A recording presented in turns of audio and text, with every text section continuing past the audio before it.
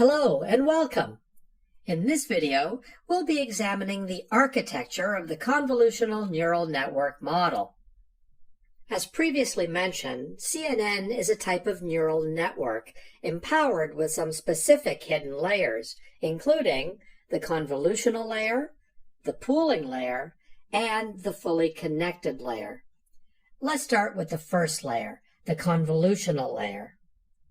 The main purpose of the convolutional layer is to detect different patterns or features from an input image, for example, its edges. Assume that you have an image and you want to find the edges from the photo so that you can define a filter, which is also called a kernel.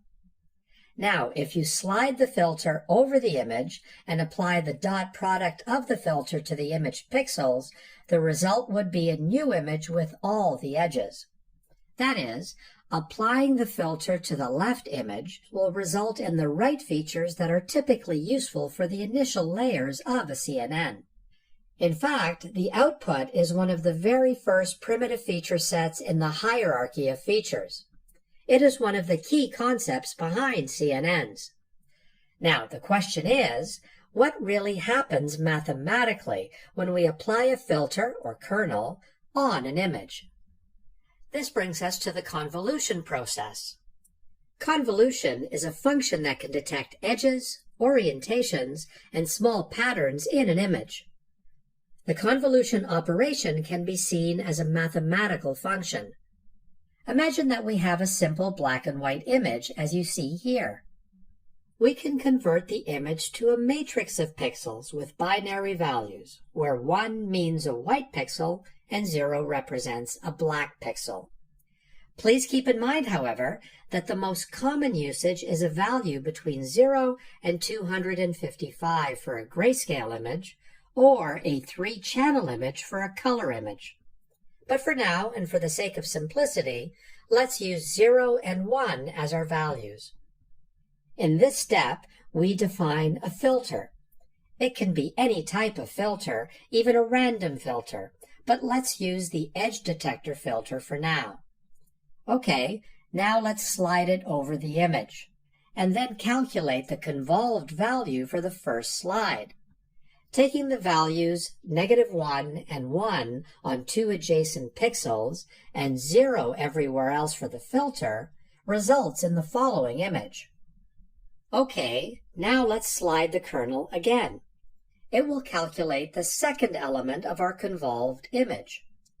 We repeat this process to complete the convolved matrix. So, in essence, the convolution function is a simple matrix multiplication, and in this instance, the result shows us the edges of the image. Now, let's consider a handwritten digit that we want to recognize. We can apply a kernel to it. It is, in fact, the sum of element-wise multiplication of the kernel matrix and the image matrix, as shown on the previous slide. So, we can show the result as convolving a kernel on the image. Applying multiple kernels on one image will result in multiple convolved images. Now you can understand that leveraging different kernels allows us to find different patterns in an image, such as edges, curves, and so on. The output of the convolution process is called a feature map.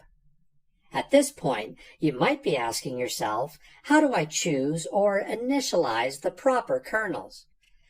Well, typically you initialize the kernels with random values, and during the training phase, the values will be updated with optimum values in such a way that the digit is recognized.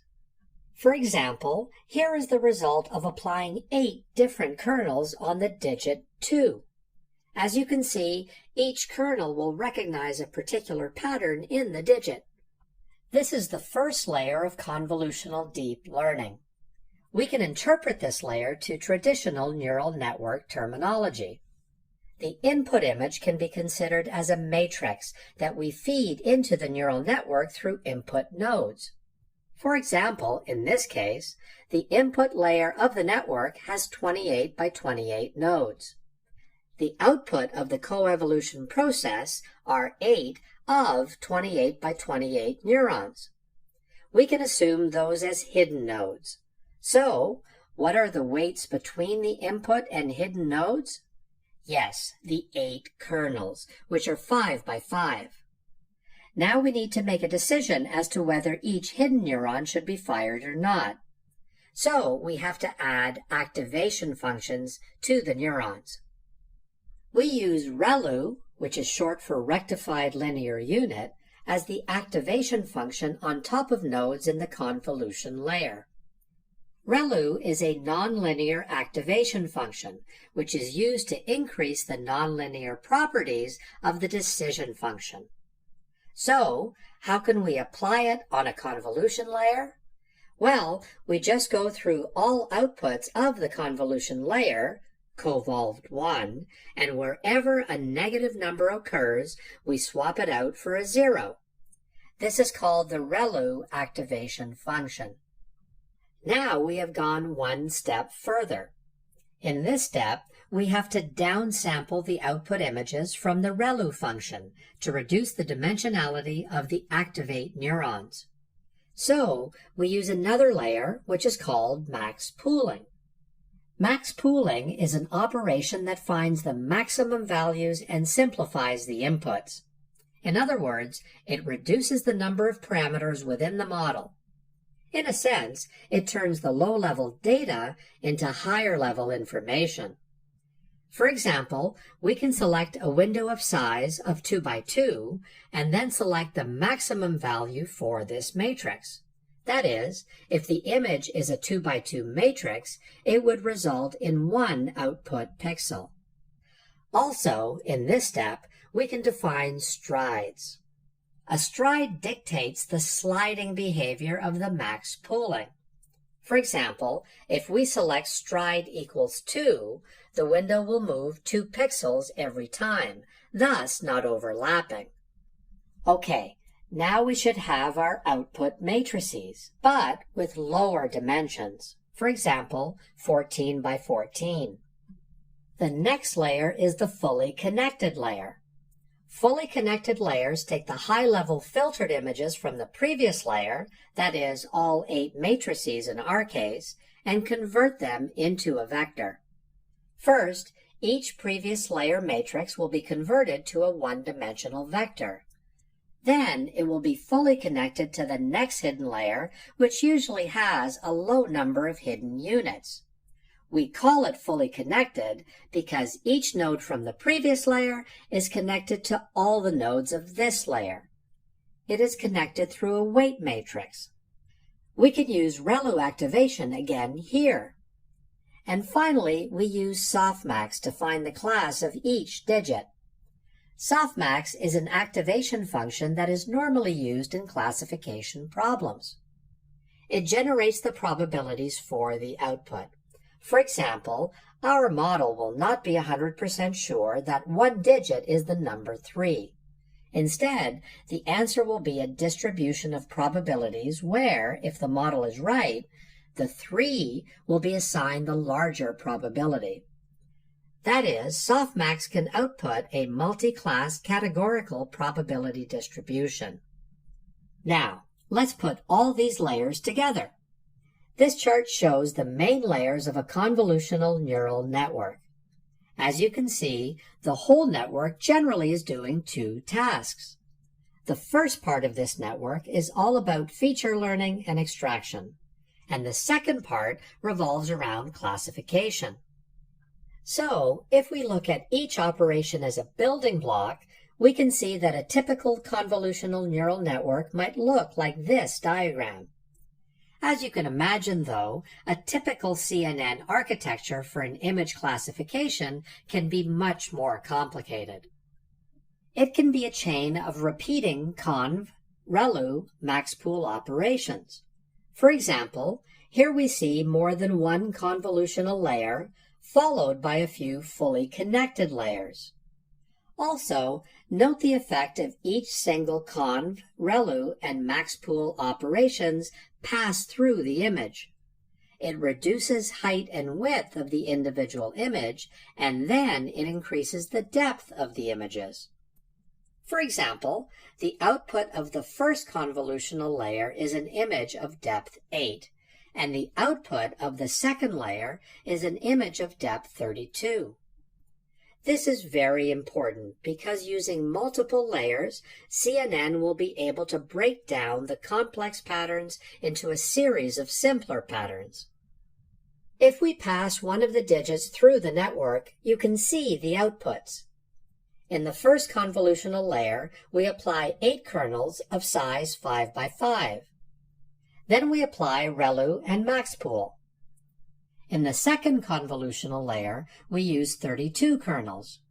Again, we apply ReLU and maxpool. We connect the outputs to a fully connected layer. Also, we use a second fully connected layer with a lower number of nodes. And finally, we use softmax in the last layer. And now you can imagine that if we use a CNN trained on human faces, the first layers will represent mostly primitive features, for example, the details of each part of the faces. And the next layers represent more abstract patterns, such as the nose and eyes, with the last layers representing more face-like patterns. Now, let's take a closer look at this architecture and see what happens in the training phase of convolutional neural networks. As mentioned, a CNN is a type of feed-forward neural network consisting of multiple layers of neurons. Each neuron in a layer receives some input, processes it, and optionally follows it with a nonlinear output using an activation function.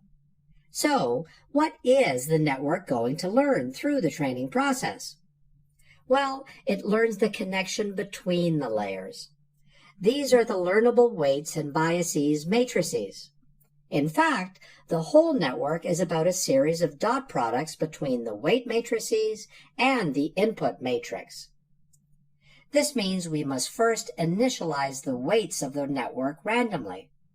Then we will keep feeding the network with a big data set of images. We then check the output of the network, and depending on how far the output is from the expected one, we change or update the weights. We keep repeating this process until it reaches a high accuracy of prediction. Of course, this is a very high-level picture of the whole training process. In any case, I hope you've absorbed the main ideas behind CNNs. For a better understanding of convolutional neural networks, I recommend that you run the labs of this module, which will walk you through different layers of CNN. Thanks for watching.